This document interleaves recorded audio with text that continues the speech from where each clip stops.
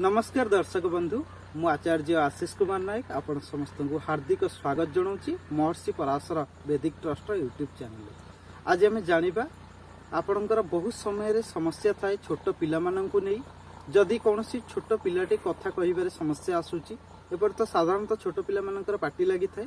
बहुत समय आम देखीचे पिलाटी टिके बयस अतिक्रांत पर कथा कह समस्या आसी थाए। बहुत समय विलंब पाटी खोली थाए। ये सब समस्या बुद्धों होता है। जदि जन्म पत्रिका पिलाटीर बुद्ध खराब स्थान में रही था तेज निश्चित भाव में एपरी समस्या आसी था। आपण बुद्ध ग्रह उद्देश्य गणेश भगवान पूजा आराधना करें एवं गणेश पाखे राशि लड्डूर प्रसाद कराई पिलार ना आ गोत्र आपण कौन छोट पिला खाइबा दे पारे।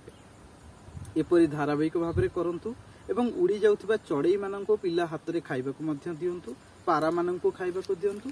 निश्चित भाव में ए सब समस्या दूरीभूत हेब। पिलाटी यथाशीघ्र कथा कहवा आरंभ कर। रहुछि नमस्कार।